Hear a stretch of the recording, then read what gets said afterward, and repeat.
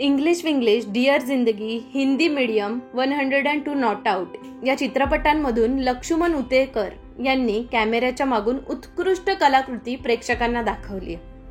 यासोबत त्यांनी मराठीत टपाल, लालबागची राणी आणि हिंदीतील लुकाछुपी या चित्रपटातून दिग्दर्शनाची वेगळी छाप पाडली.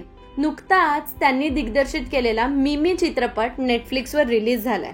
या चित्रपटाला प्रेक्षकांची चांगलीच पसंती मिळते. सुरुवातीपासून शेवटपर्यंत हा चित्रपट आपल्याला गुंतवून ठेवतो. उत्कृष्ट कथा, कलाकारांची मेहनत, दिग्दर्शकाची पकड आणि कॉमेडीचा तडका यामुळे मिमी चित्रपट प्रभावी वाटतोय.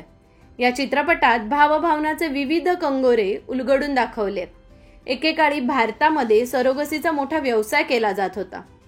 यामुळे पाश्चात्य देशांसाठी भारत सरोगसीचं केंद्रस्थान बनला. या सरोगसी व्यवसायातून अनेक महिलांचे आणि तरुणींचे बळी गेले आहेत. इच्छा नसतानाही कुटुंबाच्या दबावामुळे किंवा परिस्थितीमुळे अनेक तरुण मुलींनी हा व्यवसाय केला.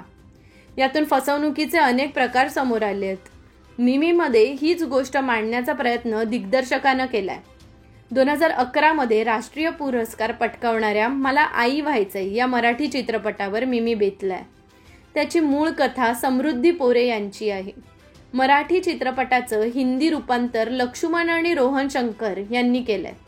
या चित्रपटाची गोष्ट सुरू होते उत्तर प्रदेशातील एका गावात.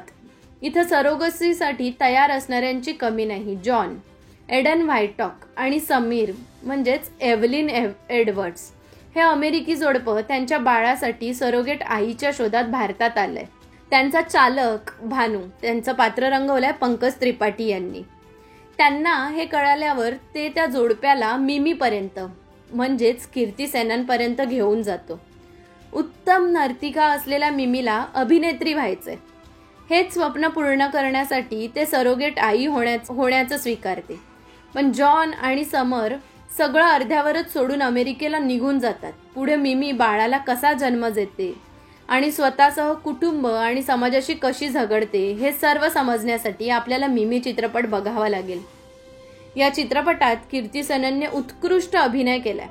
तिच्या सोबतीला असणाऱ्या सई ताम्हणकरची भूमिका देखील चांगलाच भाव खाऊन गेली आहे. या चित्रपटाला वेगळ्या उंचीवर पोहोचवलं आहे ते पंकज त्रिपाठींनी.